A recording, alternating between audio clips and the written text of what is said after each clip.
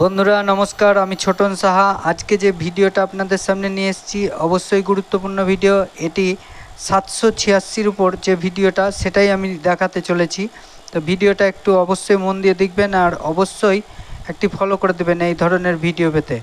তো দেখছেন আপনারা যে 786 নোট 786, এই 786 অবশ্যই দাম আছে, তবে এখানে যদি ডবল 786 থাকতো 786 এখানে তারপরে 786, তাহলে অতিরিক্ত দাম হতো। কিংবা আপনার এখানে 1 2 3 বা 2 3 4 বা 3 4 5 যে কোনো রকম রান নাম্বারের পরে যদি 786 থাকে তবুও দাম হবে। কিংবা 000 222 111 555 যে কোনো এটা যদি একই তিনটে সংখ্যা থাকে তারপরে যদি 786 হয় তবুও অবশ্যই দাম হবে। আর এটা 1 টাকার নোট বলে না, যে কোনো নোটের উপরেই 786 যদি এই রকম হিসাব থাকে তো অবশ্যই অতিরিক্ত দাম হবে।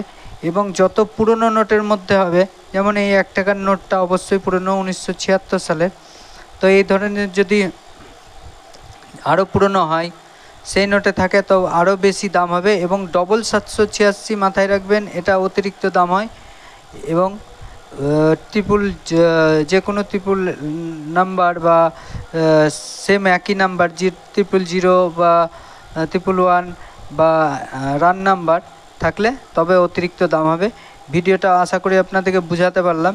তো যদি ভিডিও এই ধরনের পেতে হয় ইচ্ছে থাকে তাহলে অবশ্যই আমাকে অবশ্যই ফলো করবেন আর একটু শেয়ার করে দেবেন যাতে আরও 5 জন দেখতে পায়।